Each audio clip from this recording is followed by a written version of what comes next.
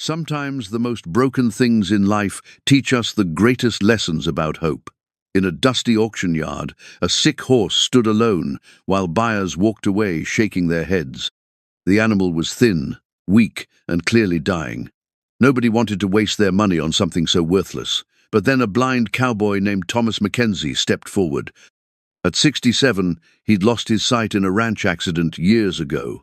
His hands found the horse's trembling neck. He couldn't see what everyone else saw, but he felt something different.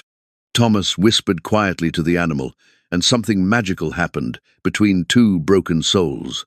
The other ranchers thought he was crazy for buying a dying horse. But what they didn't understand was that sometimes the most damaged things just need someone to believe in them. What happened next between this blind man and sick horse would prove that healing comes in the most unexpected ways. Before we jump back in, tell us where you're tuning in from, and if this story touches you, make sure you're subscribed, because tomorrow I've saved something extra special for you. The old leather saddle hung in the corner of the barn like a monument to better days. Thomas Mackenzie ran his weathered fingers along its worn edges, feeling every crack and crease that told the story of a life lived hard and proud.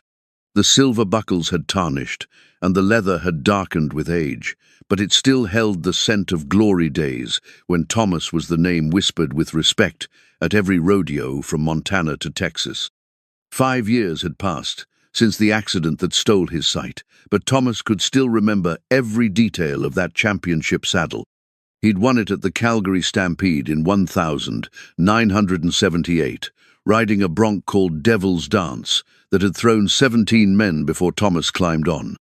8 seconds later, he was champion, and Sarah was crying happy tears in the stands, her voice cutting through the roar of 20,000 people.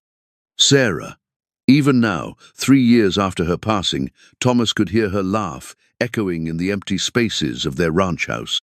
She'd been the one to help him navigate those first dark months after the accident, teaching him to trust his other senses, to find his way around their home with patience and love. When the cancer took her, it felt like losing his sight all over again, only worse this time. The Mackenzie Ranch had seen better days, too. What once was a thriving operation with over 200 head of cattle now barely supported a dozen aging steers. The fences needed mending, the barn roof leaked when it rained, and the feed bills kept climbing while the bank account kept shrinking. Thomas knew the neighbors whispered about him, wondering how long a blind man could keep a ranch running, wondering when he'd finally admit defeat and sell to Jake Morrison, who'd been circling like a vulture with cash offers every few months. "Morning, Thomas." Doc Henderson's voice carried across the yard, followed by the sound of his truck door slamming shut. The veterinarian had been making these visits more frequently lately. Not for any animals, Thomas had so few left, but to check on his old friend. "Coffee's fresh," Thomas called back, already heading toward the house. His walking stick tapped against the familiar stones of the pathway, each one placed exactly where Sarah had positioned them years ago to guide his steps. Doc Henderson was a good man, one of the few who still treated Thomas like he had something to offer the world. At 72, the vet had delivered more calves and mended more broken bones than anyone in 3 counties, and his weathered hands still held steady when an animal needed help. "You're thinking too hard again," Doc said, settling into the kitchen chair that creaked just the way it had for the past 20 years. "I can practically hear the gears grinding from here." Thomas poured 2 cups of coffee, the routine so familiar he could do it in his sleep. The kitchen smelled like bacon grease and old wood, like memories of Sarah's cooking and lazy Sunday mornings when the future stretched out bright and endless. "Jake Morrison stopped by yesterday," Thomas said, taking his seat across from his friend. "Upped his offer again. And I'm running out of reasons to say no." Thomas lifted the cup to his lips, savoring the bitter warmth. "Ranch is falling apart, Doc. I can feel it in every board, every post, every blade of grass. Place needs more than I can give it." Doc Henderson was quiet for a long moment, and Thomas could picture him stroking his grey beard the way he always did when he was thinking. "You know, there's an auction this Saturday, Old Miller Place. They're selling off everything before the bank takes it." Thomas had heard about the Miller Place, Good people who'd gotten caught in the same squeeze that was choking half the ranchers in the valley. Bad weather, falling prices, and loans that came due, whether the cattle sold or not. Might be some good deals on equipment, Doc continued. Tools, maybe a tractor if you're interested. Thomas shook his head. Can't afford equipment, Doc. Hell, I can barely afford the coffee we're drinking. Maybe not equipment then. But sometimes a man finds what he needs instead of what he's looking for. There was something in Doc's tone that made Thomas pause. His friend had a way of saying things that meant more than the words themselves, like he was planting seeds for thoughts that would grow later. After Doc left, Thomas walked the property with his stick and his memory, following the fence line he'd walked 10,000 times before. He could feel the weight of the place settling on his shoulders like an old coat, comfortable but heavy. Sarah used to walk these same paths with him in the evenings, her hand tucked into his arm, both of them planning improvements they'd make come spring, talking about the children they'd never had but somehow never stopped hoping for. The silence out here was different from the silence in town. In town, silence felt like judgment, like people holding their breath, waiting for him to fail. Out here, silence felt like possibility, like the land itself was waiting to see what would happen next. Saturday morning came grey and cold, with the kind of wind that cut through a man's jacket and reminded him winter was never far away in Montana. Thomas almost stayed home. The idea of standing around while people picked through the remains of another man's dreams felt too much like looking into his own future. But something pulled him toward town anyway. Maybe it was Doc's words about finding what you need instead of what you're looking for. Maybe it was the loneliness that had been creeping up on him like fog, making even his own company feel thin and insufficient. The auction yard buzzed with familiar voice ranchers and dealers, neighbors and strangers, all gathered to divide up what remained of the Miller legacy. Thomas recognized most of the voices, could place them to faces he remembered from before the accident. They nodded politely when they saw him, but he could feel their discomfort, their uncertainty about how to talk to a man who couldn't see their expressions. The auctioneer's voice carried across the yard, calling out lot numbers and starting bids. Tools went for reasonable prices, equipment sold to the highest bidder, and slowly the Miller place was parceled out to people who would use the pieces to build their own dreams. Then the livestock came up for sale.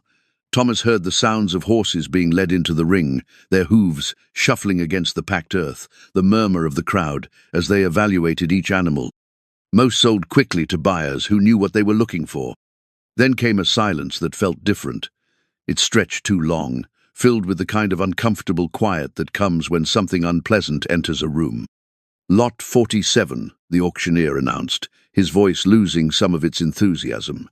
Gelding, age unknown. As is, where is? Thomas heard the collective intake of breath, the shuffle of feet as people stepped back rather than forward. Whatever they were looking at, it wasn't good.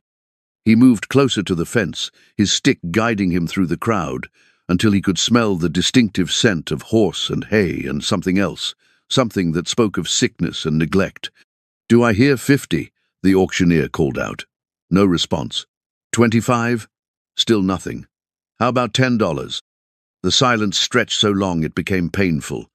Thomas could feel the weight of it, the awkwardness of a room full of people looking at something nobody wanted. His fingers found the fence rail, and he leaned forward, letting his other senses paint the picture his eyes couldn't see. The sound that broke the silence wasn't what anyone expected. It came from Thomas Mackenzie's walking stick tapping against the fence rail, a steady rhythm that seemed to say he was thinking, measuring, considering something the rest of them had already dismissed. $50, Thomas called out, his voice cutting through the uncomfortable quiet like a blade through butter. The murmur that followed rippled through the crowd like water disturbed by a stone. Thomas heard the shuffle of boots, the whispered conversations that people thought he couldn't hear. Words like crazy and blind fool and waste of good money drifted to his ears, but he'd learned long ago to let such talk roll off his back like rain off a tin roof. "Sold to the gentleman with the walking stick," the auctioneer announced, relief evident in his voice. He was probably grateful to move on to the next lot, something that wouldn't make everyone so uncomfortable. Thomas made his way toward the payment table, his stick navigating around legs and boots and the detritus of the auction. Behind him, he could hear people already moving on, their attention shifting to more promising lots. Nobody lingered to see what the blind cowboy had just bought himself. "You sure about this, Thomas?" The voice belonged to Bill Preston, a neighbor who'd known Thomas since before Sarah, before the accident, before everything changed. Bill's tone held the careful concern of a man trying to talk sense into a friend without causing offense. "I'm sure," Thomas replied, pulling out his worn wallet. $50 wasn't much in the grand scheme of things, but it represented groceries for a week, or gas for the truck, or any number of necessities that his shrinking budget demanded careful consideration for. After the paperwork was completed, Thomas followed the sound of hooves to where they'd led his purchase. The smell hit him first, the sour scent of illness, the underlying musk of an animal that hadn't been properly cared for in too long. Then came the sound of labored breathing, each exhale a soft wheeze that spoke of congested lungs and tired bones. "He's in rough shape, Mr. Mackenzie." The voice belonged to one of the auction hands, a young man whose boots scuffed nervously in the dirt. "Real rough shape. You might want to reconsider." Thomas extended his hand slowly, the way Sarah had taught him to approach any frightened animal. His fingers found the lead rope first, then followed it up to where it connected to a halter that felt loose and frayed with age. The horse didn't pull away, which told Thomas something important. This animal was either too sick to fight or too defeated to care. His hands continued their exploration, reading the horse's condition through touch, the way a blind man learns to read the world. The neck was thin, the muscles wasted from poor nutrition. The coat felt rough and patchy, missing in places where illness or neglect had taken its toll. When his palm pressed against the animal's side, he could feel each rib distinctly, like fence posts under a thin blanket.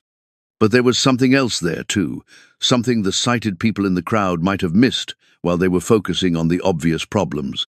When Thomas's hand rested on the horse's neck, just behind the ears, he felt a slight lean into the touch. The animal's breathing, while labored, seemed to calm a fraction at human contact. "What's his story?" Thomas asked the auction hand. "Came in with the Miller estate. Been in the back pasture for months, maybe longer. Old man Miller was too proud to ask for help when things got bad, and I guess this one got forgotten about. Probably should have been put down months ago, if you ask me." Thomas continued his examination, his hands telling him things that eyes might miss. The horse's legs felt sound, despite everything else, the hooves solid if overgrown. There was structure under the neglect, bones that suggested this had once been a substantial animal. Age was hard to determine through touch alone, but the horse didn't feel ancient, just worn down by circumstances. "Help me get him loaded," Thomas said, surprising the young man. Loading the horse into Thomas's trailer took patience and gentle coaxing. The animal moved slowly, each step deliberate and careful, but he followed Thomas's voice and the gentle pressure of the lead rope. Once inside, he stood quietly, too tired to be nervous about the confinement. The drive home gave Thomas time to think about what he'd just done. $50 might not seem like much to most people, but for a man living on a fixed income with a failing ranch, it represented a leap of faith he couldn't entirely explain. Sarah would have understood. She'd always been the one to bring home stray singered cats, orphaned calves, anything that needed help and had nowhere else to go. Maybe that was what he'd recognized in that auction yard silence, the feeling of being something nobody wanted, something people looked at and saw only the problems, only the cost, only the inconvenience. He'd been living with that feeling for 5 years now, ever since the accident took his sight and left him fumbling around in a world that seemed designed for people who could see. When they reached the ranch, Thomas took his time unloading his purchase. The horse stepped down from the trailer with the same careful deliberation he'd shown loading up, and Thomas led him toward the small corral behind the barn, where he could keep him separate from the other animals, until he figured out what kind of condition they were really dealing with. "Well, old boy," Thomas said, removing the frayed halter and replacing it with one of his own that fit better. "I guess we're stuck with each other now." The horse stood in the center of the corral, not moving toward the water trough or the hay Thomas had thrown over the fence. Just standing, like he wasn't quite sure what was expected of him now that someone had claimed him. Thomas leaned against the fence rail, listening to the animal's breathing, trying to piece together a plan from the fragments of knowledge he'd accumulated over 40 years of ranch life. The horse needed food, obviously, but not too much too fast or it could kill him. He needed veterinary attention, which would cost money Thomas didn't have. He needed time and patience, and the kind of care that couldn't be rushed. What he needed, Thomas realized, was exactly what Thomas himself had needed after the accident, someone willing to believe that broken didn't mean worthless, that damaged didn't mean beyond repair. As the sun began to set behind the mountains, painting the sky in shades Thomas could only remember, he stood by the corral and listened to his new companion's quiet breathing. Somewhere in the distance, a coyote called to its mate, and the wind rustled through the cottonwoods Sarah had planted along the creek. "I don't know what I'm doing," Thomas admitted to the horse, his voice carrying across the corral in the gathering dusk. "But I figure we'll figure it out together." The horse didn't respond, but Thomas thought he heard a slight change in the breathing, a settling that might have been the beginning of trust. It wasn't much, but it was a start. And sometimes, Thomas had learned, a start was all you needed to find your way through the darkness. The wooden medicine cabinet sat on the workbench in the barn, like a shrine to gentler times. Thomas's fingers traced the familiar edges, feeling for the small brass latch that Sarah had polished to a warm glow every spring. Inside, her collection of remedies waited in their glass jars and tin container sherbs she'd grown in her garden, salves she'd mixed by hand, treatments passed down from her grandmother, who doctored animals when real veterinarians were 100 miles away. Thomas had avoided opening the cabinet since Sarah's death. It felt too much like disturbing her memory, like admitting she was really gone. But now, with a sick horse depending on him and veterinary bills he couldn't afford, her knowledge felt like the only lifeline he had. The first jar his fingers found contained dried comfrey leaves, their papery texture still intact after 3 years. Sarah had sworn by comfrey for healing wounds and reducing inflammation. Next to it sat a container of honey that had crystallized but was still good, and beyond that, a small bottle of apple cider vinegar that she'd used for everything from digestive problems to hoof rot. "Start with what you know," he could hear her saying, her voice as clear in his memory as if she were standing beside him. "Animals are simpler than people think. They need food, water, shelter, and someone who cares enough to pay attention." Thomas carried the medicine cabinet to the corral, where his nameless horse stood in the same spot as the night before. The animal's breathing sounded marginally better in the morning air, but Thomas could still hear the congestion that spoke of respiratory problems. "Morning, old boy," Thomas said softly, approaching the fence with the same slow movements he'd used at the auction. "Thought we might start working on getting you feeling better." The horse's ears twitched at the sound of his voice, which Thomas took as a good sign. Animals that had given up completely stopped responding to human interaction altogether. This one was still listening, still aware of the world around him. Thomas mixed a handful of grain with some honey and a pinch of the dried herbs, creating a mixture that smelled like Sarah's kitchen on Sunday mornings. He'd watched her do this same thing for countless sick animals over the years, always starting with small amounts, always building trust before trying to heal. He climbed over the fence, moving slowly enough that the horse could track his movements by sound. When he held out the grain mixture in his cupped palm, the horse approached with tentative steps, nostrils flaring as he investigated the offering. The first touch of whiskers against Thomas's palm brought back a flood of memories. Sarah standing beside him in this same corral, laughing as a young colt licked grain from her hands.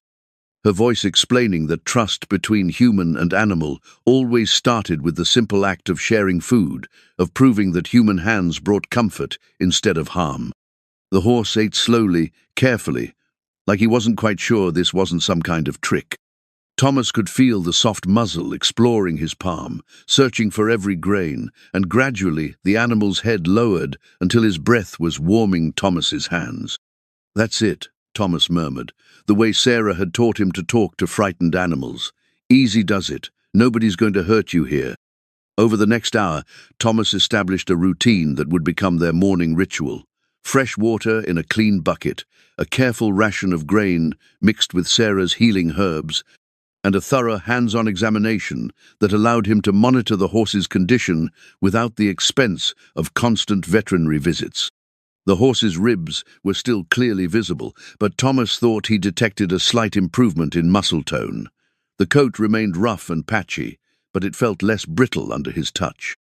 Most importantly, the animal's responses seemed a little more alert, a little more engaged with the world around him. "Need to give you a name," Thomas said, running his hands along the horse's neck. "Can't keep calling you old boy forever." The horse stood quietly under Thomas's ministrations, occasionally leaning into the contact like he was starved for gentle touch.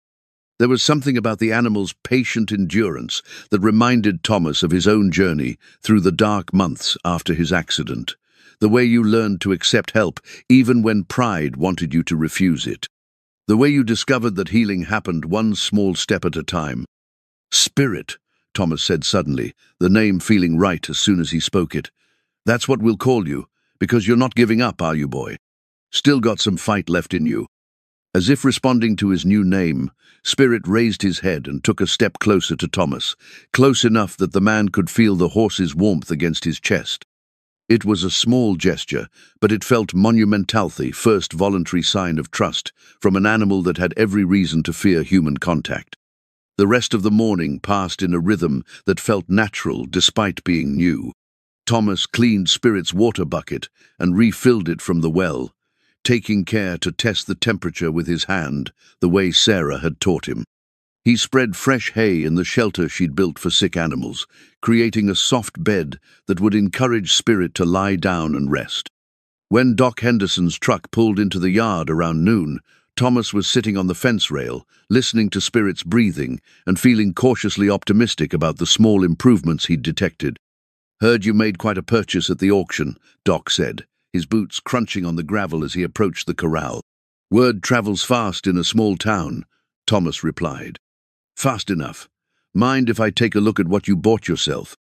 Thomas climbed down from the fence and opened the gate, allowing Doc to enter the corral. He listened as the veterinarian's experienced hands performed their own examination, checking the things Thomas couldn't assess through touch alone: the color of the horse's gums, the clarity of his eyes, the specific nature of his respiratory distress. "Well," Doc said finally, "he's in rough shape, but I've seen worse animals make full recoveries. Respiratory infection, probably pneumonia, severe malnutrition, obviously.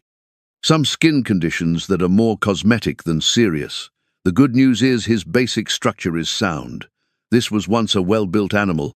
What's the bad news? Treatment's going to be expensive. Antibiotics, nutritional supplements, probably a few follow-up visits. We're looking at several $100s minimum." Thomas felt the familiar weight of financial reality settling on his shoulders.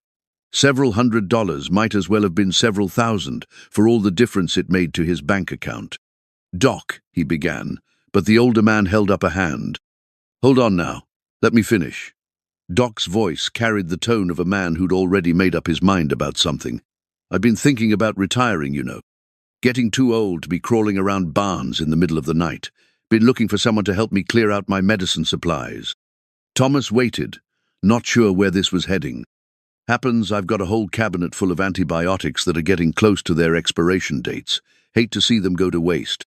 And I've been meaning to check on you anyway. Make sure you're taking care of yourself out here. Might as well kill two birds with one stone." The kindness in Doc's offer was wrapped in enough practical reasoning to let Thomas accept it without feeling like charity.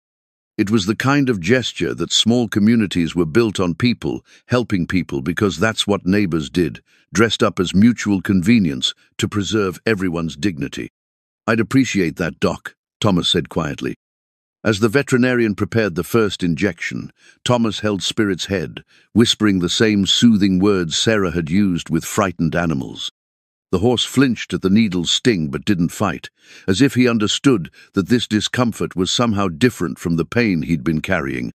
After Doc left, Thomas returned to the corral, where Spirit stood in his favorite spot near the water trough.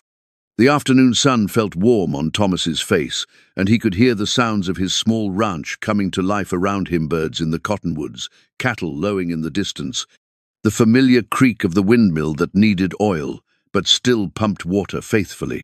For the first time in months, maybe years, Thomas felt something that might have been hope stirring in his chest. It was fragile and tentative, built on nothing more than a sick horse's willingness to eat grain from his hand and a good friend's generous heart. But it was there, warm and persistent, as the Montana sun on his face. "What do you think, Spirit?" he asked the horse. "Think we might just surprise everybody?" The old feed bucket had seen better days. Its metal sides were dented from years of use, and the bottom showed the scars of countless meals shared between human and animal. But when Thomas heard Spirit's hooves moving toward it for the third morning in a row, that battered bucket became the most beautiful sound in the world. It meant hope. It meant healing. It meant that sometimes broken things could find their way back to wholeness if someone cared enough to believe in them. Thomas stood by the fence, listening to the gentle sounds of Spirit, eating the soft crunch of grain, the occasional snuffle of satisfaction, the steady rhythm of an animal that was learning to trust again. 2 weeks had passed since the auction, and the changes were becoming impossible to ignore. The wheezing in Spirit's breathing had diminished to an occasional cough. The antibiotics Doc Henderson had provided were working their quiet miracle, and Thomas could hear the difference in every breath. More importantly, Spirit's appetite had improved dramatically. What had started as tentative nibbling had become genuine enthusiasm for his morning and evening meals. Thomas had developed a routine that revolved around these twice-daily feedings, and Spirit had learned to anticipate them. The horse would move to the fence line when he heard Thomas's boots on the gravel, nickering softly in greeting. It was a sound that never failed to warm Thomas's heart, proof that Spirit was rediscovering his voice along with his health. "Morning, boy," Thomas said, climbing over the fence with the feed bucket balanced carefully in one hand. "How are we feeling today?" Spirit approached without hesitation now, his muzzle finding Thomas's shoulder in a gesture that had become their morning greeting. The horse's coat felt different under Thomas's hand, still rough in places, but with an underlying vitality that hadn't been there before. New hair was growing in the bare patches, and the skin beneath felt healthier, less dry and flaky. But the most remarkable change was in Spirit's behavior. The defeated, listless animal from the auction yard had been replaced by a horse that showed genuine interest in his surroundings. Thomas could hear him moving around the corral at night, no longer content to stand in one spot, waiting for whatever came next. "Doc Henderson's coming by this morning," Thomas told Spirit as the horse worked through his breakfast. "Wants to see how you're doing with those antibiotics." As if summoned by the mention of his name, Doc's pickup truck rumbled into the yard just as Thomas was finishing his morning examination of Spirit's legs and hooves. The veterinarian's routine visits had become as regular as clockwork, officially to monitor Spirit's progress, but really to check on both of his patients. "Well, I'll be damned," Doc said, studying Spirit from outside the corral. "Thomas, that horse looks like a completely different animal." "Feels different too," Thomas replied, running his hand along Spirit's neck. "Stronger, more alert. Yesterday I heard him whinny at the cattle in the next pasture. First time he's shown any interest in the other animals." Doc entered the corral and performed his examination with the thoroughness of a man who'd spent 50 years reading the subtle signs of animal health. Thomas listened to the quiet sounds of the checkup, the stethoscope against Spirit's chest, the gentle manipulation of joints and muscles, the satisfied grunts that indicated Doc's approval of what he was finding. "Respiratory infections cleared up completely," Doc announced. "Muscle tone's improving, coat's coming back nicely. I'd say we're looking at a genuine recovery here." The words sent a surge of satisfaction through Thomas that surprised him with its intensity. When was the last time he'd felt truly successful at something? When was the last time his efforts had produced such tangible, positive results? "There's something else," Doc continued, his tone shifting to something more serious. "Something I should probably mention." Thomas felt a familiar knot of anxiety form in his stomach. Good news in his experience was often followed by complications. I've been asking around about this horse, trying to piece together his history. Old man Miller wasn't much for record-keeping, especially toward the end when things got bad for him. But I talked to his neighbor, Frank Carver, and he remembers when Miller first got this horse. Doc paused, and Thomas could hear him shifting his weight from one foot to the other, the way he did when he was uncomfortable about something. Frank thinks this horse might have come from the Riverside stables. You remember that place? Used to breed quarter horses for rodeo work, maybe 15 years ago. Thomas remembered Riverside stables. They'd had a reputation for producing solid, athletic horses with good bloodlines. The kind of animals that cost serious money, not the kind that ended up neglected in a back pasture.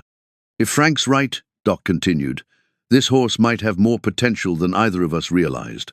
The bone structure's certainly there. Good legs, strong back, intelligent head. Makes me wonder what his story really is. The implications of Doc's words settled over Thomas like a heavy blanket. If Spirit had come from good breeding stock, if he'd once been a valuable animal, then his recovery might mean more than just saving a sick horse. It might mean Thomas had stumbled onto something that could actually help his financial situation. But even as the thought occurred to him, Thomas found himself rejecting it. Spirit wasn't a commodity to be evaluated and sold. He was a living being who'd been discarded and forgotten, who'd found his way back to health through patience and care. The idea of profiting from that recovery felt somehow wrong. After Doc left, Thomas spent the afternoon working on ranch maintenance, but his mind kept returning to the veterinarian's words. Spirit followed him along the fence line as he worked, staying close enough that Thomas could hear his breathing, could reach out and touch him when he needed the reassurance of contact. The horse had become more than a patient or a project. He'd become a companion, someone to talk to during the long hours when the silence of the ranch threatened to overwhelm Thomas's spirits. More than that, caring for Spirit had given Thomas a sense of purpose that had been missing since Sarah's death. When evening came, Thomas prepared Spirit's dinner with the same careful attention he'd given every meal for the past 2 weeks. The routine had become meditation, a series of actions that centered his thoughts and reminded him that he was still capable of nurturing life, still able to make a positive difference in the world. Spirit greeted him at the fence with the gentle nicker that had become their evening ritual. The horse's coat gleamed in the fading light, no longer the dull, lifeless covering of a sick animal, but something that caught and reflected the last rays of sunlight. As Spirit ate, Thomas reflected on the changes in both of them. The horse had regained his physical health, but Thomas realized he'd found something a reason to get up in the morning, a living reminder that healing was possible even when the damage seemed too severe to overcome. The evening air carried the scent of approaching autumn, and Thomas could hear the distant sounds of geese heading south for the winter. Change was coming, as it always did, but for the first time in years, he wasn't afraid of what it might bring. "We're doing pretty good, aren't we, Spirit?" he said, running his hand along the horse's shoulder. "Both of us healing up, both of us finding our way." Spirit lifted his head from the feed bucket and pressed his muzzle against Thomas's chest, a gesture of affection that spoke louder than words. In that moment, standing in the gathering dusk with a recovered horse, breathing warm against his shirt, Thomas felt something he'd almost forgotten existed. He felt whole. The photograph lay face down in the dirt of Spirit's stall, its edges curled from 3 years of being carried in Thomas's shirt pocket.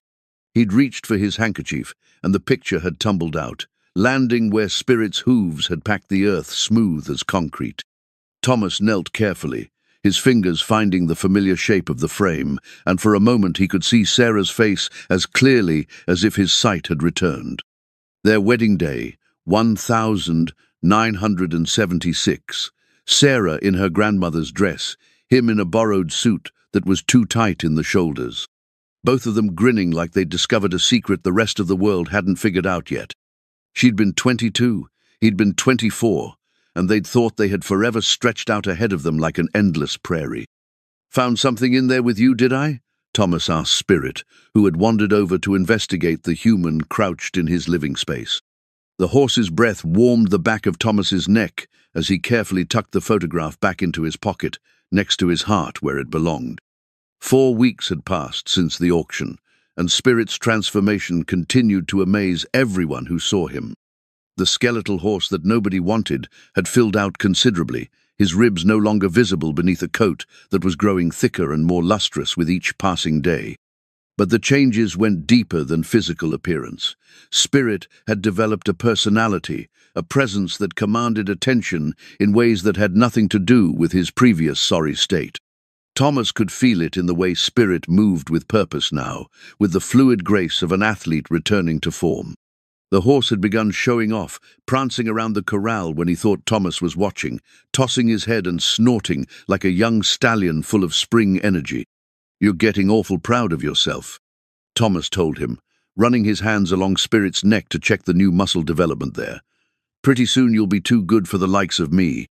But even as he joked, Thomas felt a growing unease that had nothing to do with Spirit's recovery. The better the horse looked, the more attention he drew from the neighbors and townspeople who stopped by to see the miracle transformation.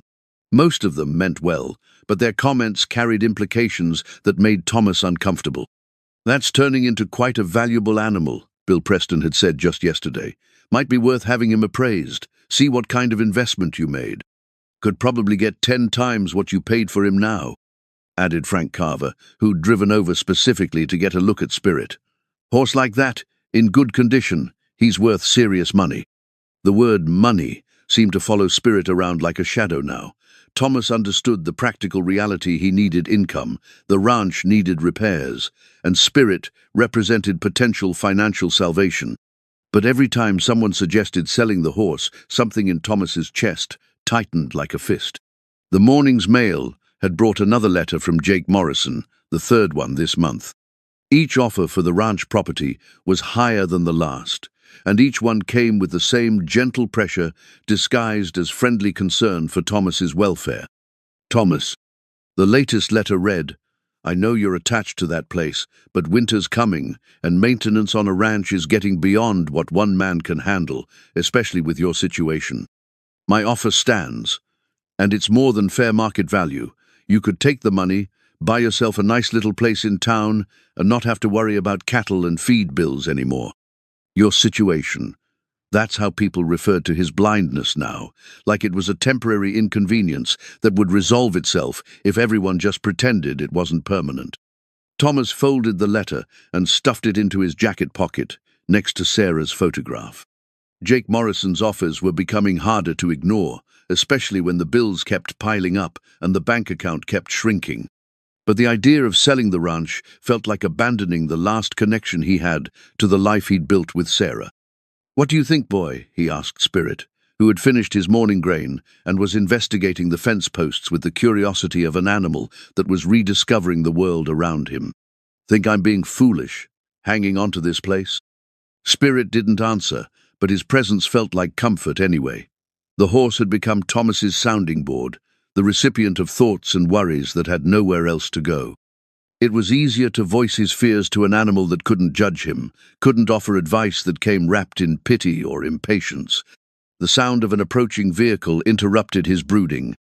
Thomas recognized the engine note of Doc Henderson's truck, but there was another vehicle with him, something with a diesel engine that spoke of serious business rather than social calls. "Morning, Thomas," Doc called out as the engines shut off. "Brought someone to meet you. This is Jim Walker from the Regional Livestock Association. He's been hearing stories about your horse." Thomas felt his shoulders tense automatically. Official visits usually meant complications, and he'd had enough complications to last several lifetimes.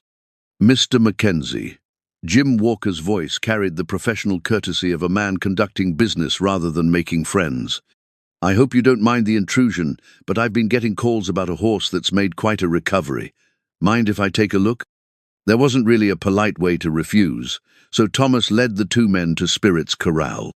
He listened as Jim Walker's boots circled the fence, could hear the man's intake of breath when he got his first clear look at Spirit. "Well, I'll be," Walker said quietly. "Doc, you weren't exaggerating. That's a remarkable animal." Thomas felt a familiar surge of pride mixed with protective anxiety. Compliments about Spirit always seemed to come with hidden price tags. "Mr. Mackenzie," Walker continued, I don't know if you're aware of this, but I think your horse might have some significant breeding in his background. The conformation, the way he carries himself, the bone structure, all of it suggests quality bloodlines. Here it comes, Thomas thought. The suggestion that Spirit belonged somewhere else, with someone else, in circumstances that didn't include a blind cowboy on a failing ranch. Have you considered having him professionally evaluated? Walker asked. There are people who specialize in identifying bloodlines, tracing pedigrees. If this horse is what I think he might be, we could be talking about substantial value. That word again. Value. As if Spirit's worth could be reduced to numbers on an appraisal sheet. I bought him for $50, Thomas said carefully. As far as I'm concerned, that's what he cost and that's what he's worth to me. But even as he spoke the words, Thomas knew they weren't entirely true. Spirit was worth far more than $50 to him. The horse had become his companion, his purpose, his daily reminder that healing was possible. The question was whether that emotional value would be enough to sustain them both when the practical realities of ranch life demanded more substantial solutions. After the visitors left, Thomas returned to Spirit's corral and found the horse waiting for him by the gate, as if sensing his human's need for comfort. The photograph in his pocket seemed to pulse with warmth against his chest, a reminder of other times when difficult decisions had to be made, when love and practicality pulled in different directions. Sarah would know what to do, he told Spirit. She always knew what to do.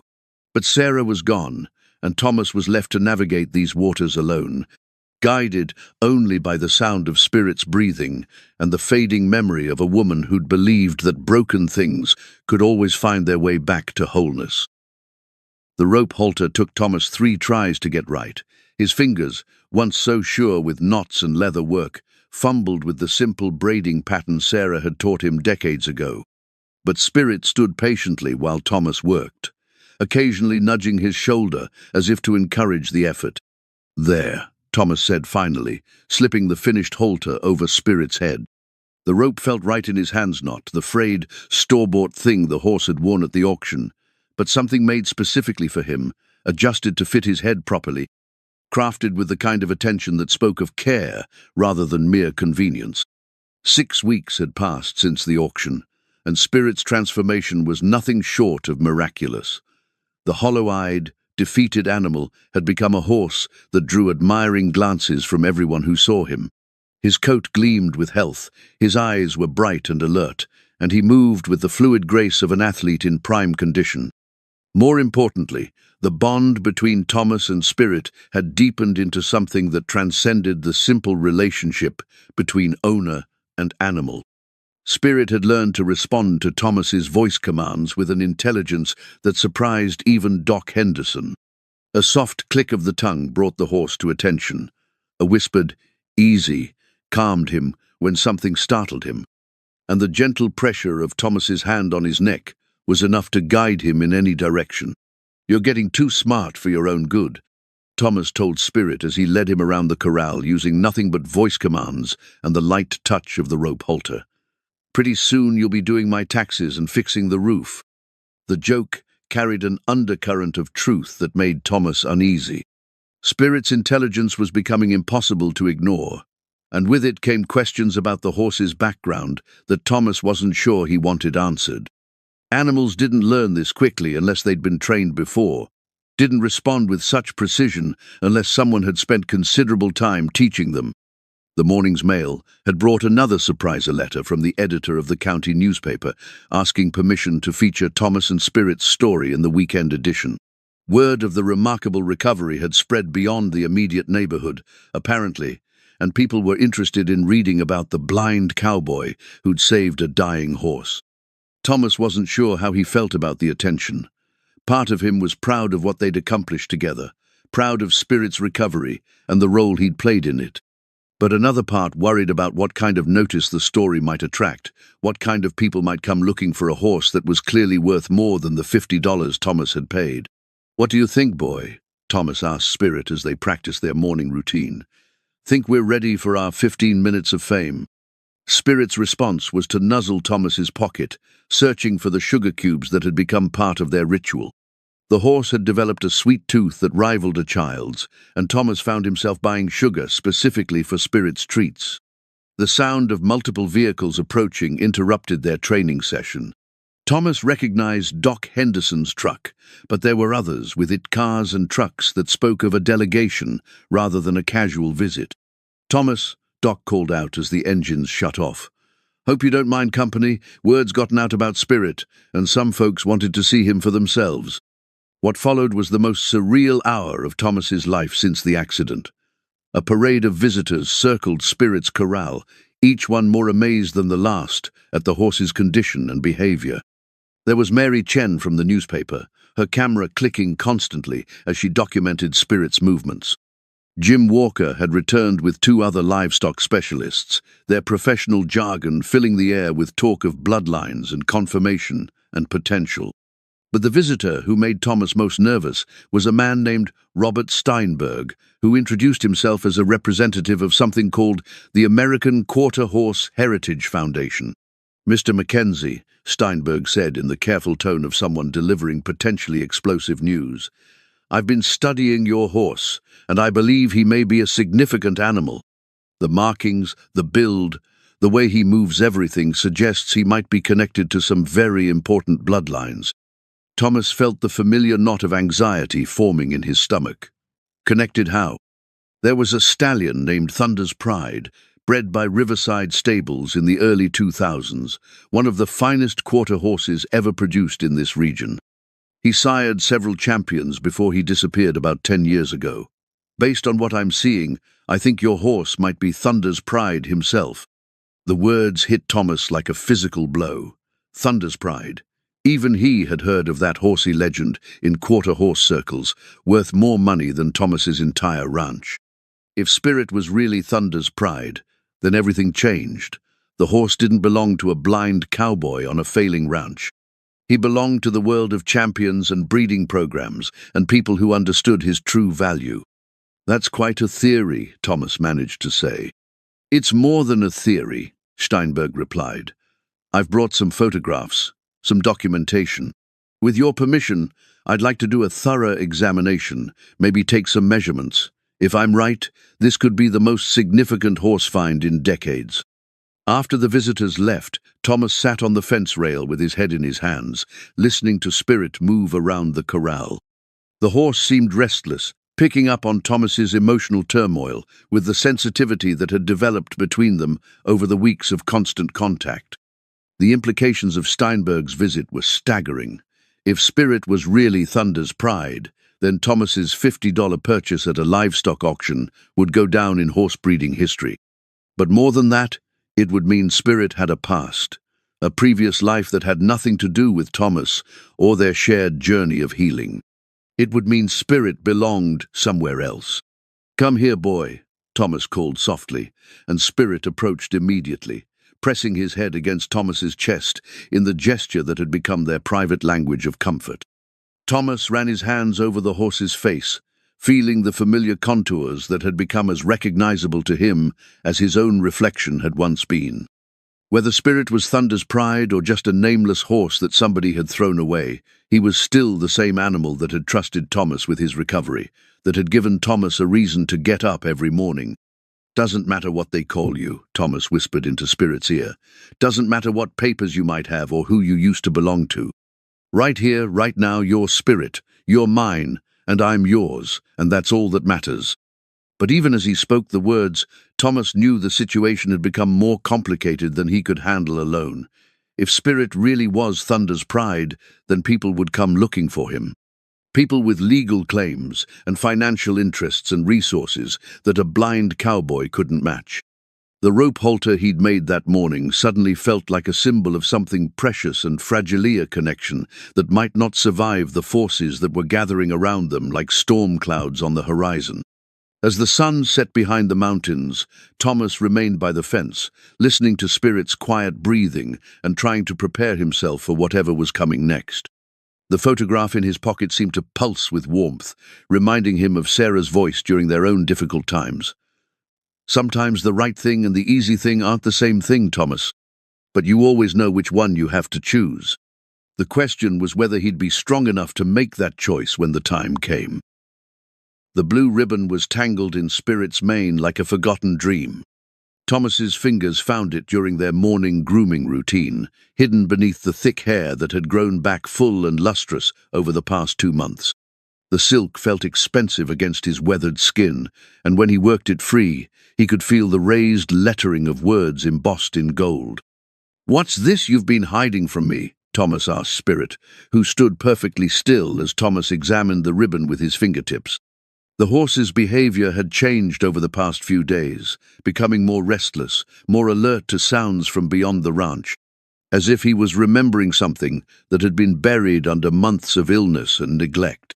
Thomas made his way to the house, the ribbon clutched carefully in his hand. His fingers traced the embossed lettering over and over, trying to decode the message that might explain everything about Spirit's mysterious past. The gold thread felt real, substantial, the kind of thing that came with serious accomplishments, not county fair participation prizes. "Doc," Thomas said into the phone, his voice tight with anticipation. "I need you to come over. Found something that might be important." 20 minutes later, Doc Henderson's truck pulled into the yard with unusual urgency. Thomas met him at the corral, the ribbon still clutched in his palm like evidence in a criminal case. "What's got you so worked up?" Doc asked, but his tone changed when Thomas handed him the ribbon. There was a long silence, and Thomas could practically hear Doc's sharp intake of breath. "Jesus Christ, Thomas, do you know what this is? I was hoping you could tell me." "This is a championship ribbon from the National Quarter Horse Congress, 2008. First place in the 2-year-old Futurity division." Doc's voice carried the weight of someone delivering earth-shaking news. "Thomas, this ribbon is worth more than some people's cars." The words hit Thomas like a physical blow.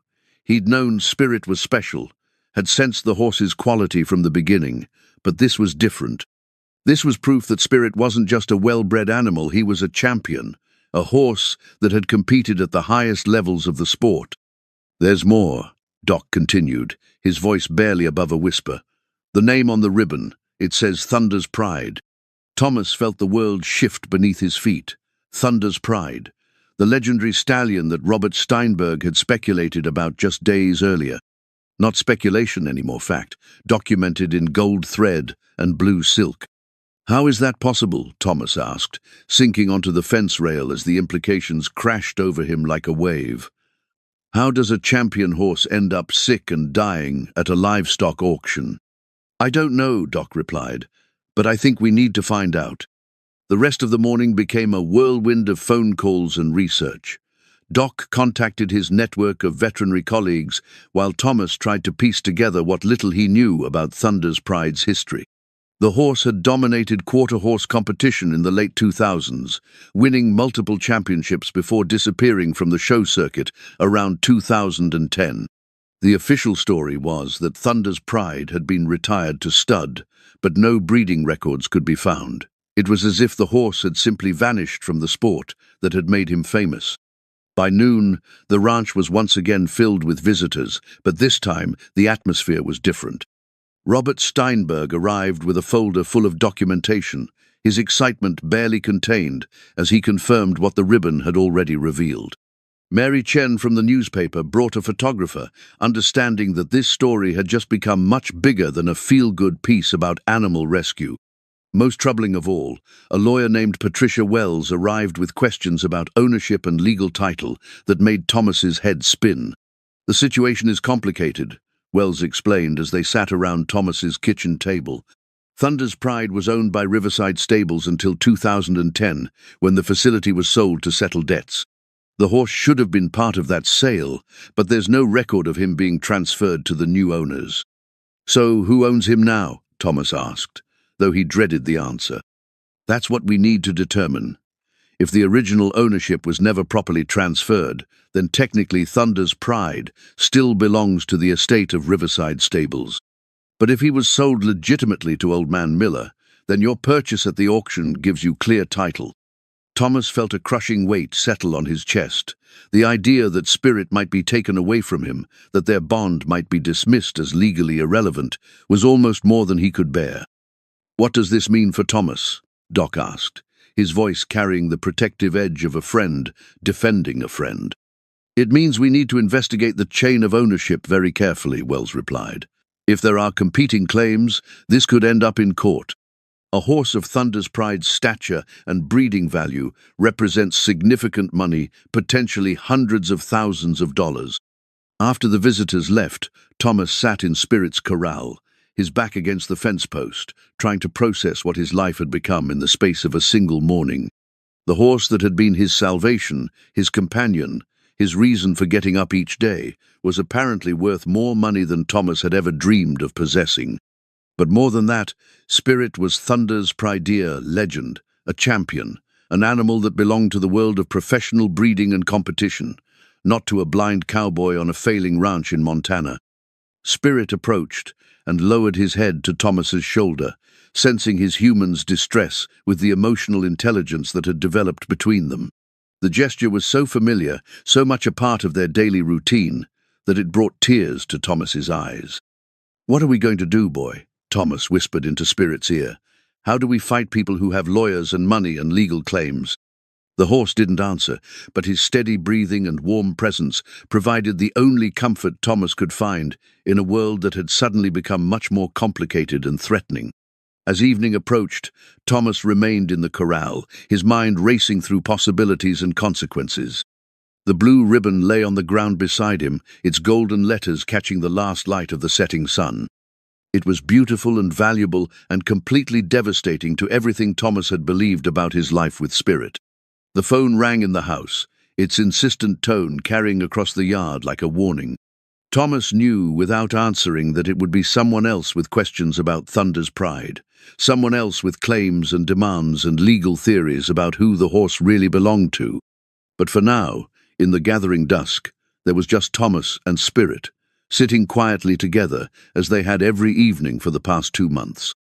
Whatever came next, whatever battles lay ahead, this moment was theirs, and Thomas was determined to hold on to it for as long as possible. The champion's ribbon fluttered in the evening breeze, a piece of silk and gold that had changed everything and nothing at the same time. Spirit was still Spirit, regardless of what name was embroidered on his prizes.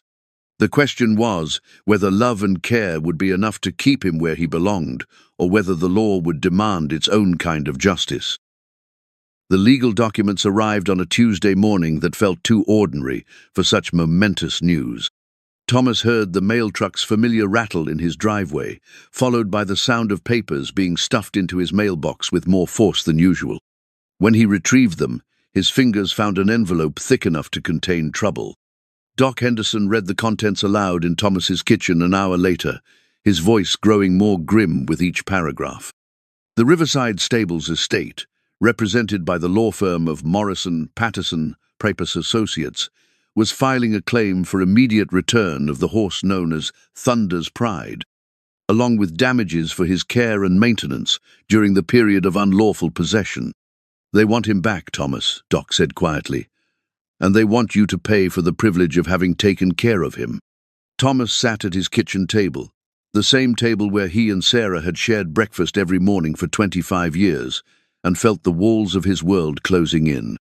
The lawyers were claiming that Thunder's Pride had never been legally sold to Old Man Miller, that his appearance at the auction was the result of theft or fraud, and that Thomas's purchase was therefore invalid. "How long do I have?" Thomas asked. "The hearing is scheduled for next Friday. 1 week." Doc's voice carried the weight of a man delivering a terminal diagnosis. "They're asking for immediate custody, pending the court's decision." The days that followed blurred together in a haze of preparation and desperation. Patricia Wells, the lawyer who'd been helping Thomas understand his legal position, worked around the clock trying to establish a legitimate chain of ownership. But the records from Riverside Stables were incomplete. Old Man Miller was dead, and the auction house had sold dozens of horses with questionable documentation over the years.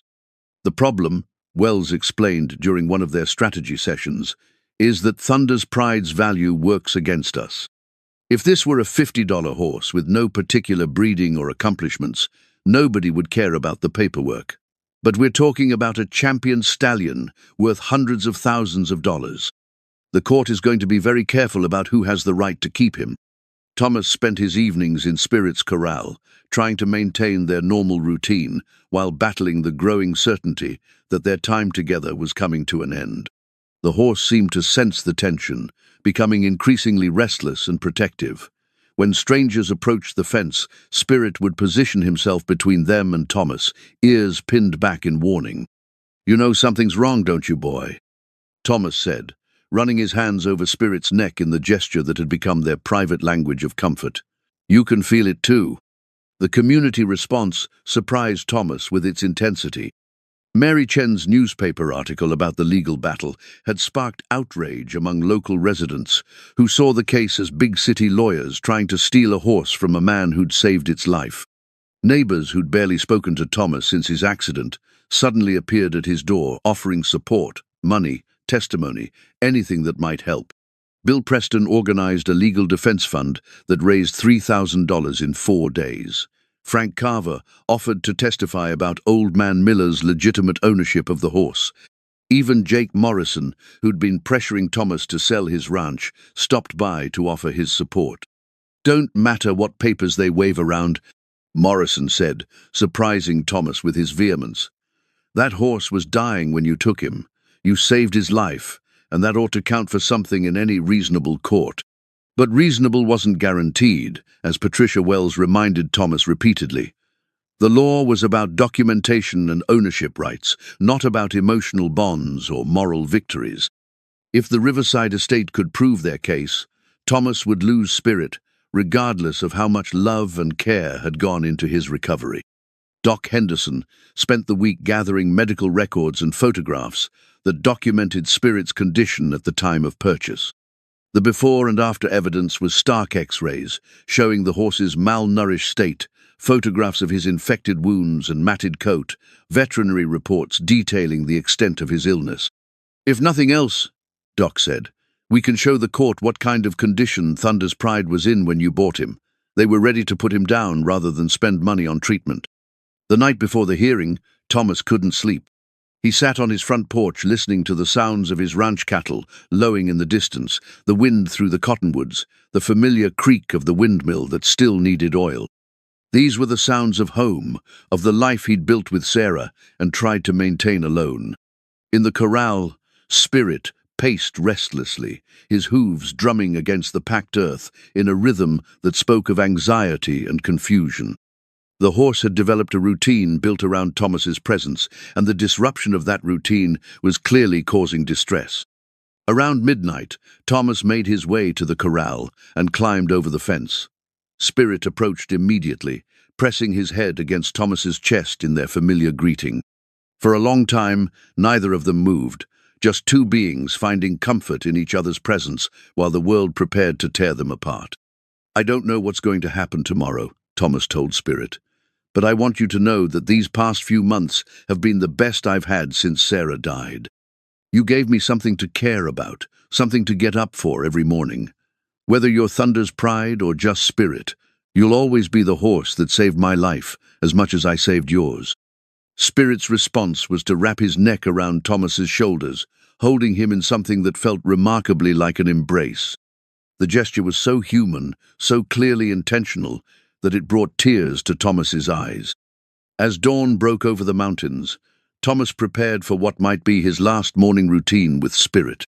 The familiar tasks, mixing grain with supplements, checking water, examining the horse's condition, took on a poignancy that made every moment feel precious. The convoy of vehicles that arrived to transport them to the courthouse looked more like a funeral procession than a legal proceeding. Patricia Wells rode in the lead car, her briefcase full of arguments and documentation that might or might not be enough to keep Thomas and Spirit together. Doc Henderson drove Thomas in his old pickup truck, the same vehicle that had brought so much veterinary care to Spirit over the past months. The horse trailer followed behind, carrying Spirit toward a hearing that would determine his fate. "Whatever happens," Doc said as they pulled into the courthouse parking lot, "you did right by that horse. Don't let anybody tell you different." Thomas nodded, but his throat was too tight for words. Through the truck's window, he could hear Spirit moving restlessly in the trailer, could imagine the confusion and fear the horse must be feeling at being transported to an unfamiliar place surrounded by strangers. The courthouse steps felt steeper than they should have, and Thomas's walking stick tapped against the concrete with unusual uncertainty. Behind him, he could hear the voices of neighbors and supporters who'd driven to town to witness the proceedings. Their presence was comforting, but it couldn't change the fundamental question at the heart of the case. Did love and care create ownership, or was ownership simply a matter of legal documents and financial transactions? In a few hours, a judge would decide not just the fate of a horse, but the nature of the bond between a blind man and the animal that had given him back his purpose in life. As they entered the courthouse, Thomas's hand moved unconsciously to his shirt pocket, where Sarah's photograph rested next to his heart. He was going to need all the strength she'd ever given him to face whatever came next. The judge's gavel rested on the bench like a wooden promise of finality. Thomas could hear it there, silent but present, waiting to render the decision that would determine whether he and Spirit would go home together or be separated forever. Judge Margaret Harrison had a reputation for fairness, but fairness in legal matters didn't always align with fairness in matters of the heart. Thomas sat in the front row of the courtroom, his hands folded in his lap, listening to the sounds of a formal proceeding that would reduce months of love and healing to arguments about ownership and legal precedent. "Your Honor," began the lawyer representing the Riverside Stables estate, "this case is quite straightforward. Thunder's Pride is a registered champion quarter horse with documented breeding rights worth approximately $400,000.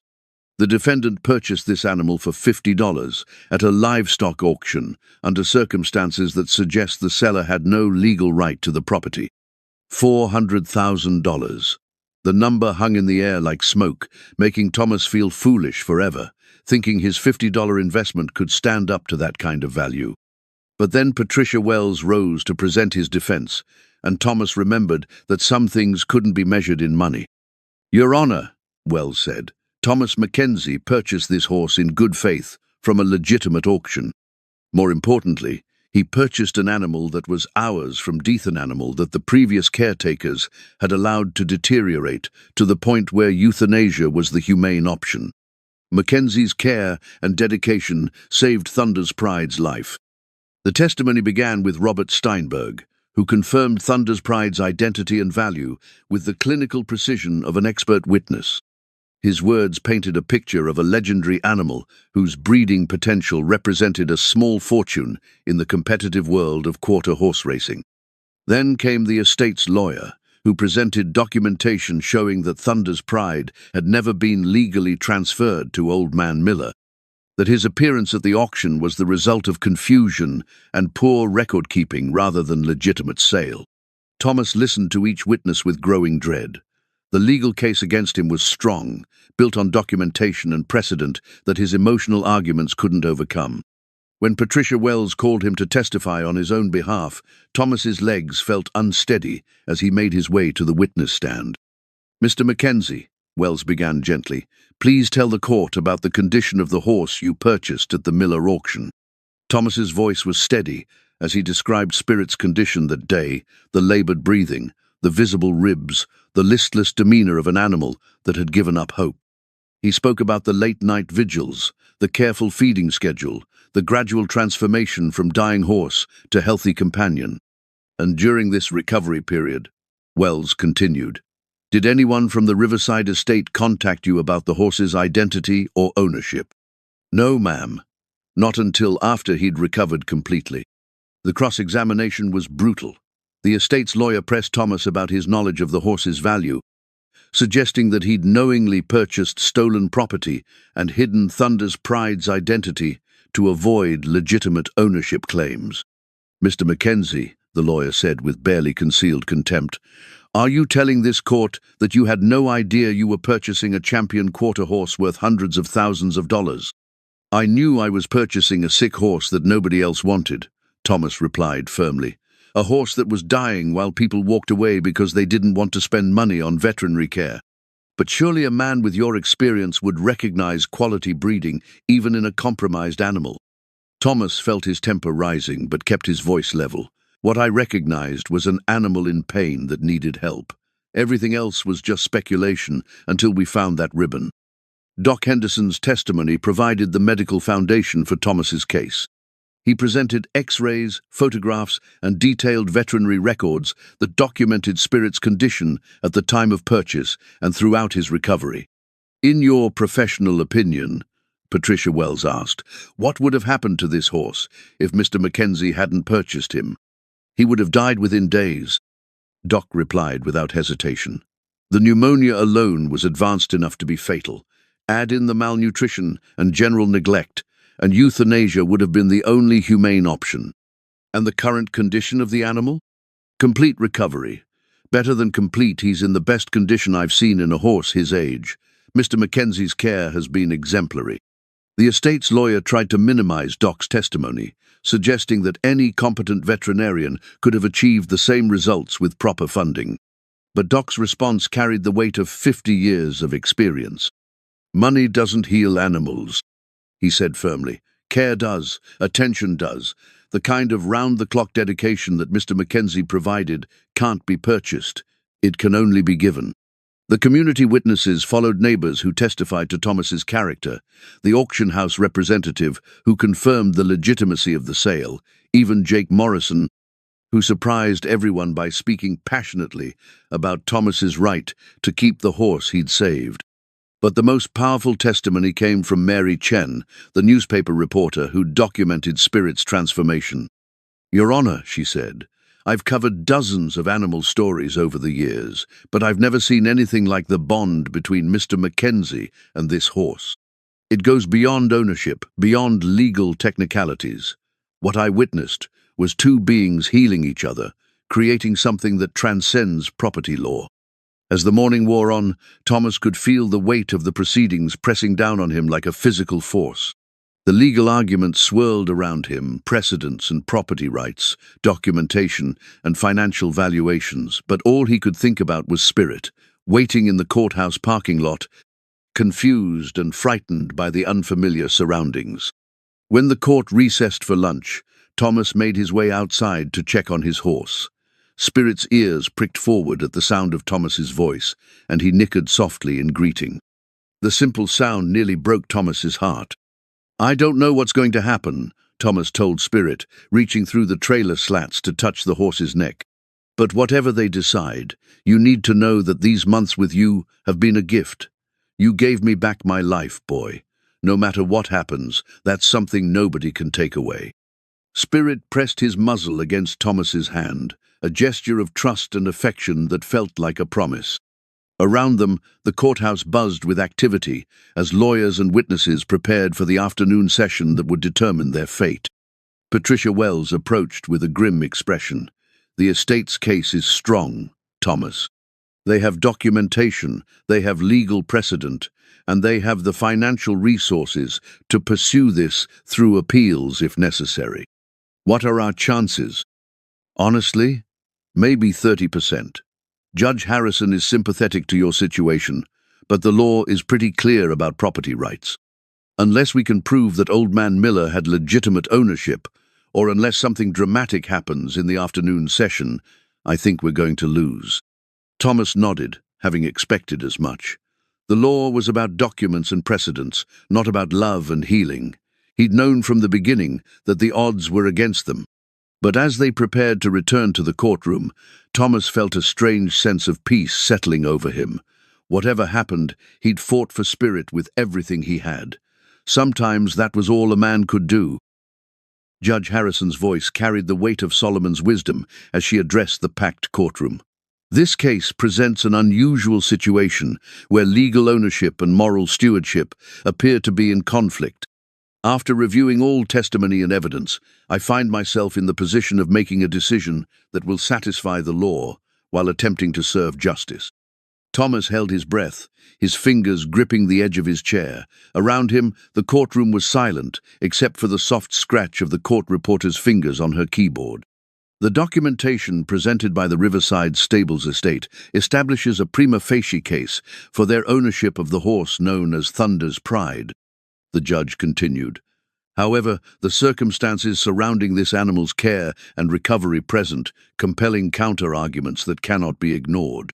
The estate's lawyer leaned forward, confident in his legal position. Patricia Wells sat rigid beside Thomas, her hands folded tightly in her lap. "Therefore," Judge Harrison said, "I am ordering an unusual resolution to this dispute. The horse will be brought into this courtroom, and we will allow the animal himself to determine where his loyalties and comfort lie." A murmur rippled through the courtroom. Thomas felt his heart stop. In all his years of legal precedent research, Patricia Wells had never encountered a judge who'd allowed an animal to influence custody decisions. "Your Honor," the estate's lawyer protested, "with respect, this is highly irregular. Property law doesn't recognize animal preference as a determining factor in ownership disputes." "Property law," Judge Harrison replied firmly, "also doesn't typically deal with cases where the alleged property was rescued from death by the defendant. This court recognizes that Thunder's Pride is not merely property, he is a living being whose welfare must be considered alongside legal technicalities." 20 minutes later, the courthouse doors opened to allow Spirit's entry. Thomas heard the familiar sound of hooves on hard flooring, accompanied by the gentle guidance of court officers who'd volunteered to handle the unusual situation. Spirit entered the courtroom with his head held high, alert and curious about the strange environment. Thomas could hear the horse's breathing, slightly elevated from nervousness but strong and healthy. The sound filled him with pride, despite his fear of the outcome. "Mr. Mackenzie," Judge Harrison said, "please approach the center of the courtroom." Thomas rose from his chair, his walking stick tapping against the marble floor as he made his way to the designated spot. Behind him, he could hear the collective intake of breath from the spectators who'd come to witness this unprecedented proceeding. "Mr. Steinberg," the judge continued, addressing the estate's representative, "you may also approach and call to the horse." Robert Steinberg moved to the opposite side of the courtroom, his expensive shoes clicking against the floor. Thomas could hear him clearing his throat, preparing to call to an animal he'd only recently identified. The courtroom fell silent as both men stood equidistant from Spirit, who remained near the doors where the court officers had positioned him. Thomas could hear the horse's ears swiveling, taking in the unfamiliar sounds and scents of the formal environment. "Thunder's Pride," Steinberg called in his professional voice. "Come here, boy. Come to me." The horse didn't move. Thomas could hear Spirit's breathing, could sense the animal's confusion at being called by a name he'd rarely heard, by a voice that held no warmth or familiarity. "Spirit," Thomas called softly, using the same gentle tone he'd employed during countless mornings of feeding and grooming. "Come here, boy. It's okay." The response was immediate and unmistakable. Spirit's hooves rang against the courthouse floor as he crossed the space between them, moving directly to Thomas without hesitation.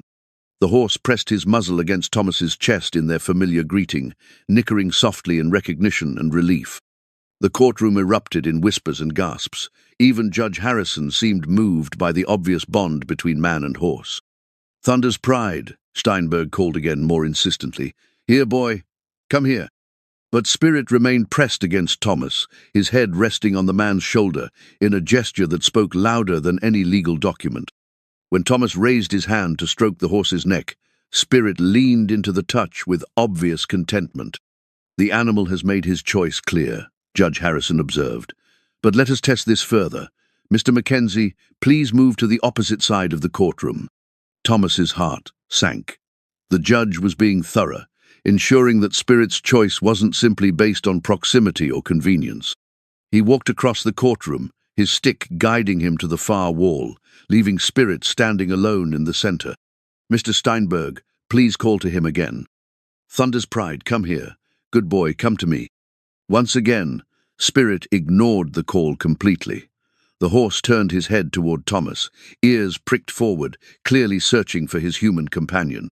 "Spirit," Thomas called from across the room. "Come here, boy." Without hesitation, Spirit crossed the courtroom again, his hooves echoing in the silence as he went directly to Thomas. This time, the horse positioned himself protectively between Thomas and the rest of the room, as if shielding his human from the strange environment. The estate's lawyer made one final attempt. "Your Honor, This proves nothing. The animal simply responds to the voice he's familiar with. Legal ownership cannot be determined by legal ownership, Judge Harrison interrupted, is exactly what this court is here to determine. And I have just witnessed the most compelling evidence possible that this animal belongs with the man who saved his life. Thomas felt tears stinging his eyes as the judge's words sank in. Spirit remained pressed against his side, solid and warm and unmistakably choosing their bond over the financial interests of strangers. Therefore, Judge Harrison continued, this court finds that the care and dedication demonstrated by Thomas Mackenzie, combined with the animal's clear preference for his company, supersedes the technical ownership claims of the Riverside Stables estate. Mr. Mackenzie's purchase at the auction is hereby deemed legal and binding. The gavel fell with a sound like thunder, and the courtroom exploded in applause. Thomas buried his face in Spirit's neck, overwhelmed by relief and gratitude that threatened to buckle his knees.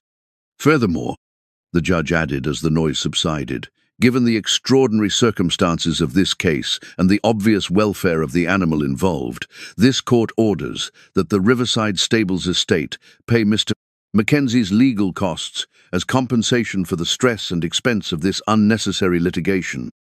Thomas felt hands clapping his shoulders, heard Doc Henderson's distinctive laugh of triumph, sensed the crowd of supporters gathering around them in celebration.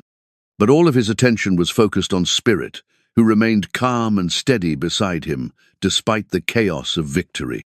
"We did it, boy," Thomas whispered into the horse's ear. "We're going home together." Spirit's response was to wrap his neck around Thomas's shoulders in something that felt exactly like an embrace, holding him close while the courtroom celebrated around them.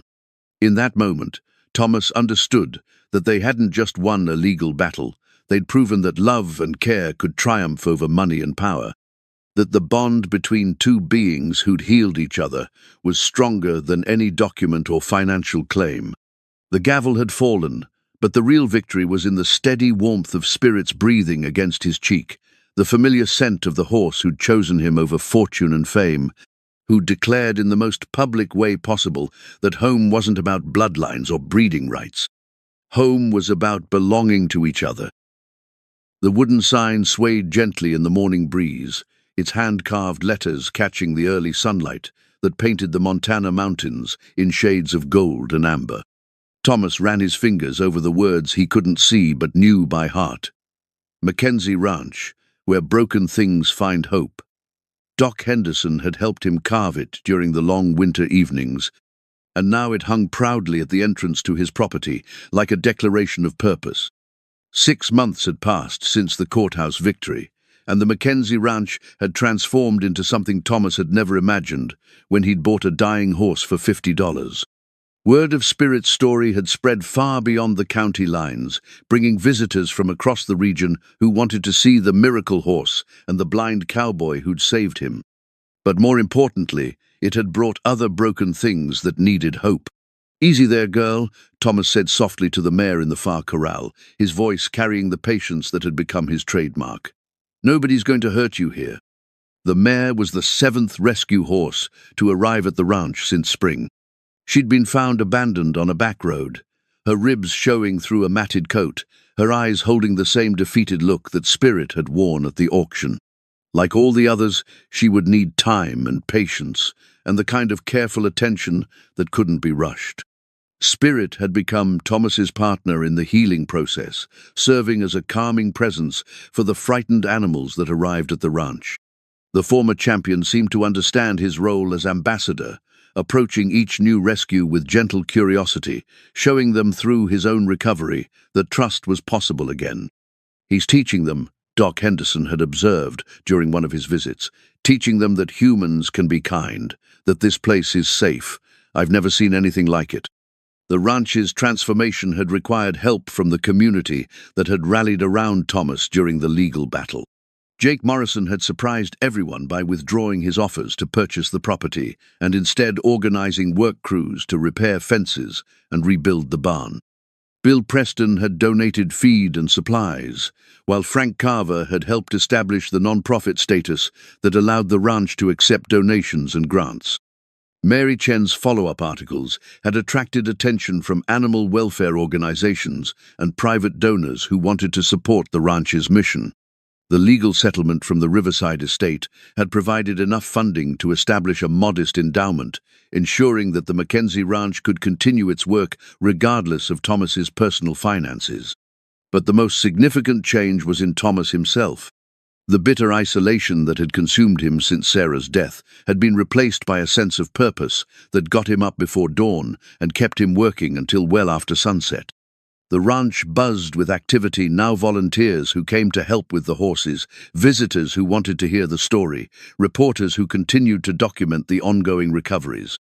"Thomas," called a familiar voice from the yard.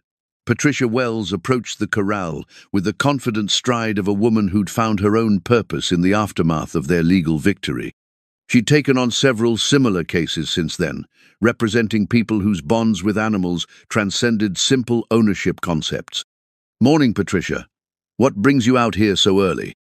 "Good news," she replied, the smile evident in her voice. "The state legislature is considering a bill that would recognize animal preference in custody disputes. They're calling it the Thunder's Pride Act." Thomas felt a surge of satisfaction that surprised him with its intensity. The idea that their court battle might help other people in similar situations, that Spirit's choice might establish precedent for future cases, felt like validation of everything they'd endured. "There's something else," Patricia continued. "I've been contacted by a publisher who wants to turn your story into a book. Apparently, there's quite a market for stories about second chances and unexpected friendships." Thomas considered the offer while listening to the sounds of his ranch horses nickering to each other, the splash of water troughs being filled, the distant lowing of cattle that had returned to his pastures as his finances stabilized. The idea of sharing Spirit's story with a wider audience appealed to him, especially if it might help other broken things find their way to hope. "What do you think, boy?" Thomas asked Spirit, who had wandered over to investigate the conversation. "Ready to be famous?" Spirit's response was to nuzzle Thomas's pocket, searching for the sugar cubes that had become part of their morning routine. Some things, Thomas reflected, never changed Spirit's sweet tooth: his habit of leaning into Thomas's touch, his preference for standing close enough that Thomas could always hear his breathing. The sound of an approaching vehicle interrupted his thoughts. A pickup truck pulled into the yard, followed by a horse trailer that spoke of another delivery. Thomas had learned to recognize the sound of hope arriving at his ranch, usually in the form of an animal that somebody else had given up on. "That'll be the gelding from Billings," Doc Henderson said, climbing out of his truck with the energy of a man 20 years younger. At 74, the veterinarian had found new purpose in the ranch's mission, making regular visits to monitor the recovery of each rescue horse. The gelding that emerged from the trailer was painfully thin, his coat dull and patchy, his movements tentative and fearful. But Thomas could hear something in the horse's breathing that spoke of potential, the same underlying strength that he'd detected in Spirit all those months ago. "What's his story?" Thomas asked. "Same as always," Doc replied sadly. "Owner died, family couldn't afford upkeep, horse got forgotten in a back pasture until a neighbor called animal control. He's got some medical issues, but nothing that proper care won't fix." Thomas approached the new arrival with the patience that had become his signature, moving slowly enough that the horse could track his movements by sound. When he extended his hand, the gelding flinched away, then gradually allowed the contact. "It's okay, boy," Thomas murmured, the same words he'd spoken to Spirit at the auction so many months ago. "You're safe now. We're going to take good care of you." Behind him, Spirit nickered softly, adding his own reassurance to the welcome. The sound seemed to calm the new arrival, who lifted his head slightly and took his first tentative step toward trust. As the morning progressed, Thomas fell into the familiar rhythm of integrating a new rescue into the ranch's routine. Medical examination, careful introduction to the other horses, establishment of feeding schedules and exercise routines. Each step was guided by the lessons he'd learned with Spirit, refined through experience with the 6 horses who'd followed. By afternoon, the new gelding was settled in a corral next to Spirit's, where the champion could provide companionship without overwhelming the frightened animal. Thomas stood by the fence, listening to the gentle sounds of horses getting acquainted, and felt the deep satisfaction that had become the cornerstone of his new life. "Hard to believe it's been less than a year," Doc Henderson observed, joining Thomas at the fence. "From one dying horse to a full-scale rescue operation, Sarah would be proud." The mention of his wife's name no longer brought the sharp pain it once had. Instead, Thomas felt a warm glow of connection, as if Sarah's spirit lived on in the work they were doing at the ranch. She'd always been the one to bring home strays, to believe that broken things could be healed with enough patience and love. "She always said that helping was its own reward," Thomas replied. "I guess I finally understand what she meant."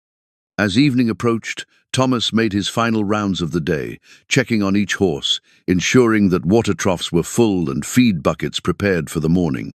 The routine had become meditation, a series of actions that centered his thoughts and reminded him of his purpose. Spirit followed him on these evening walks, staying close enough that Thomas could reach out and touch him whenever he needed the reassurance of contact. The bond between them had deepened, rather than diminished, with the addition of other horses to their family. If anything, sharing their healing journey with other broken souls had strengthened their connection. "What do you think, boy?" Thomas asked as they stood together watching the sunset paint the sky in colors he could only remember. "Think we're making a difference?" Spirit's response was to rest his head on Thomas's shoulder, a gesture that had become their private language of affection and understanding. In the distance, the other rescue horses grazed peacefully in their pastures, living proof that second chances were possible, that broken didn't mean worthless. The wooden sign creaked gently in the evening breeze, its message clear to anyone who might be looking for hope in the gathering darkness. The Mackenzie Ranch had become more than a place where animals recovered from neglect and abuse. It had become a testament to the power of believing in broken things, of seeing potential where others saw only problems. Thomas pulled the faded photograph from his shirt pocket, his fingers tracing the familiar edges as he did every evening. Sarah smiled up at him from their wedding day, young and beautiful and full of faith in their future together. He'd kept his promise to her, even if it had taken him years to understand what that promise really meant. "We did it, Sarah," he whispered to the photograph. "We found our way back to hope." As full darkness settled over the Montana landscape, Thomas and Spirit walked slowly back to the house, surrounded by the quiet sounds of a ranch at peace. Tomorrow would bring new challenges, new broken things that needed healing, new opportunities to prove that love and patience could overcome almost any damage. But tonight, there was just the satisfaction of work well done, the comfort of a horse's steady breathing beside him, and the knowledge that sometimes the most broken things teach us the greatest lessons about hope. The Mackenzie Ranch had become exactly what its sign promised, a place where broken things found hope, where second chances became new beginnings, and where a blind cowboy and a champion horse proved that belonging to each other was worth more than all the money in the world.